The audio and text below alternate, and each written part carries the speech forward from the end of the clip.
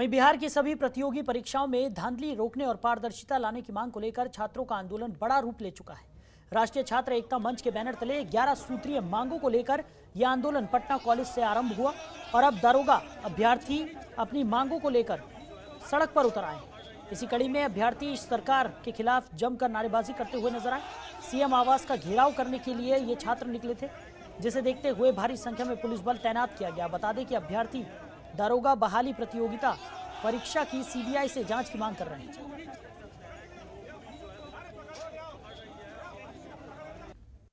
कुछ दिनों से लगभग 1.5-2 महीने से शहर में एक नया ट्रेंड देखने को मिल रहा था कि जो छिनतई की घटनाएं हो रही थी, चेन स्नैचिंग की, उसमें टेम्पो का इस्तेमाल किया जा रहा था। इसके पूर्व तो हम लोग मोटरसाइकिल पर इस तरह की घटनाओं को देखे थे, लेकिन टेम्पो का इस्तेमाल किया जा रहा था और उसमें 2-3 आदमी बैठे रहते थे और किसी चौक चौराहे पर उतर के फिर किसी महिला को रेकी करते थे। उसके बाद जैसे वो महिला उस तरह की पोजीशन पर मिलती थी तो वहाँ टेम्पो घुमा के और एक आदमी उतर के स्नैचिंग करके फिर गाड़ी स्टार्ट करते थे और फिर इलो लेके भाग जाते थे। उसी तरह की एक घटना यहाँ कोतवाली थाना अंतर्गत नई गोदाम में एक हुई थी। एक महिला के साथ एक चेन खींचते हुए टेम्पो पर 2 आदमी उतरे और फिर एक आदमी ड्राइव कर रहा था और एक आदमी चेन खींच के बैठ गया और वहाँ से भाग गया। उसका सीसीटीवी फुटेज आया था और उस फुटेज के आधार पर हम लोगों ने स्टिल फोटो निकाल करके और इसका पहचान करने का कोशिश किया और इसमें वरीय पदाधिकारी के निर्देशानुसार एक टीम बनाई गई थी जिसमें उस फोटो को पहचान कराया जा रहा था। वहीं सहरसा जिले में बिहार राज्य अराजपत्रित कर्मचारी महासंघ के आह्वान पर जिला मंत्री शरद कुमार के नेतृत्व में कलेक्ट्रेट गेट पर कर्मचारियों ने प्रदर्शन किया। जिला मंत्री शरद कुमार ने बताया कि सरकार ने बजट के माध्यम से 50 साल से ज्यादा उम्र के कर्मियों को कार्य समीक्षा कमेटी के नाम पर जबरन सेवानिवृत्ति कराने की साजिश की है। इसी को लेकर प्रदर्शन किया गया है। वहीं राज्य सरकार के तुगलकी आदेश का जिला महासंघ के पदधारकों ने पुरजोर विरोध किया। साथ ही बताया कि नौकरी और ठेके के लिए डर का माहौल बनाकर सरकार लोकतंत्र में, आपको बता दें कि विरोध की आवाज को दबाना चाहती है।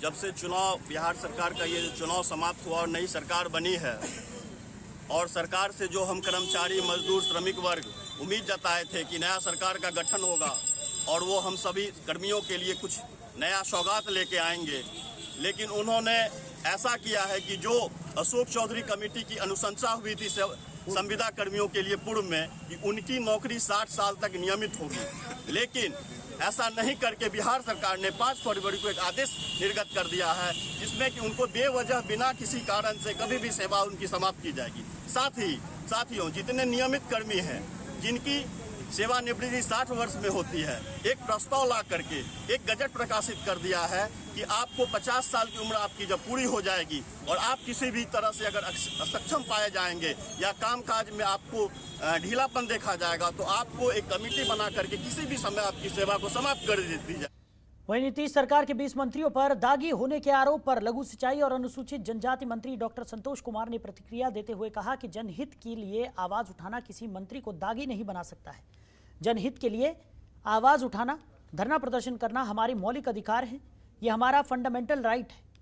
इस तरह छोटे मोटे मामले में मंत्रियों के ऊपर मुकदमा करा देना कोई बड़ा दाग नहीं है। दागी तो वो लोग हैं जो बड़े बड़े अपराध को अंजाम देते हैं।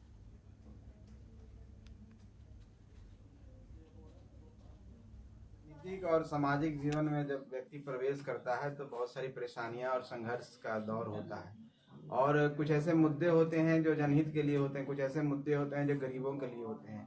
और जाहिर सी बात है कि हम लोग राजनीति करते हैं तो गरीबों के मुद्दे के लिए, ऐसे बेजुबानों के लिए संघर्ष करना पड़ता है। चाहे कभी जिनकी आवाज़ दबी रहती है उनकी आवाज़ बन के आना पड़ता है।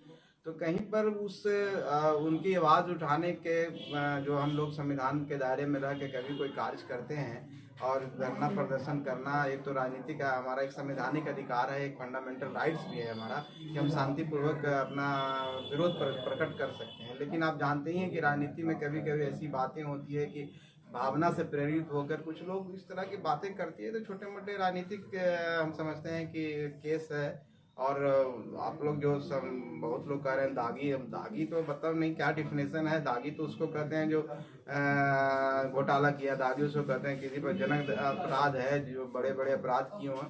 छोटी मोटी राजनीतिक घटना में और छोटी मोटी बातें हैं, तो अगर आप गरीब का आवाज़ उठाने के लिए अगर कोई सहना पड़ता है गरीबों को, क्योंकि हमारा तो मकसद वही है, तो हम समझते हैं कि मैं अपने आप समझता हूँ कि मैंने गरीब की आवाज़ उठाने के कुछ किया है। और राजनीति से प्रेरित होकर किसी ने अगर हमारे ऊपर कुछ करने मुकदमा करवाने की कोशिश किया, तो चलिए ये सब चलता है और सभी के साथ होता है, और जो संघर्ष करेगा तो ये सब तो फेस करना ही पड़ेगा।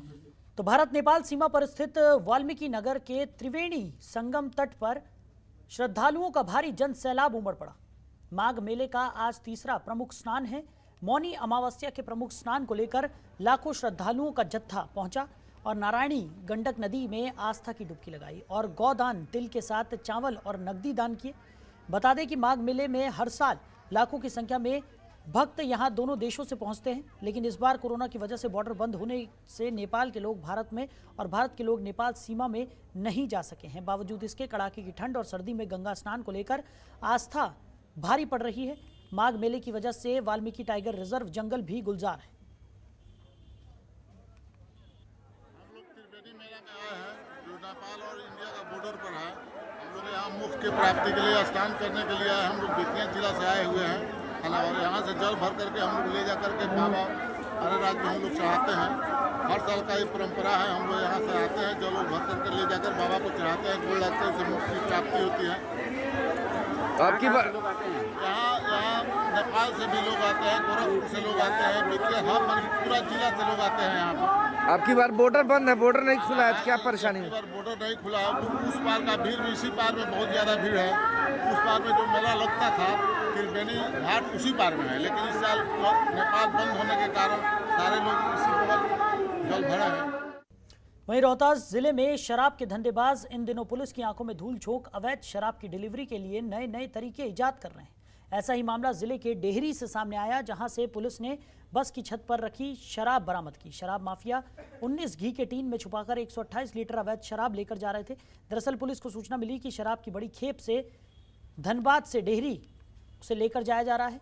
इसी सूचना पर एएसपी संजय कुमार ने कार्रवाई के दौरान बस पड़ाव में बस को रुकवाकर जांच शुरू की, तो बस की छत पर घी के डब्बे से अवैध अंग्रेजी शराब बरामद हुई। साथ ही पुलिस ने मौके से 3 आरोपियों को भी गिरफ्तार किया। एक बस आ रही थी और उसके छत के ऊपर इसी क्रम में पुलिस को नवादा जिले से लूटे गए ट्रक समेत चीनी के 69 बोरे और 5 आरोपियों को भी पुलिस ने गिरफ्तार किया है। दिनांक 2 तारीख के रात्रि में जो पंजाब लाइन होटल के साथ में जो है एक ट्रक का चीनी लगा ट्रक का लूट हुआ था। तो इससे पहले हम लोग जो है जो रिसीवर्स थे उसको 5 लोगों को हम लोग अरेस्ट किए थे नवादा जिला मार्सलीगंज थाना अंतर्गत। इसके बाद जो है इसमें अग्रतर अनुसंधान में और गहराई से तकनीकी अनुसंधान से हम लोगों को कुछ और नंबर्स मिले और इसमें ये बात आ रही थी कि ये लोग जो है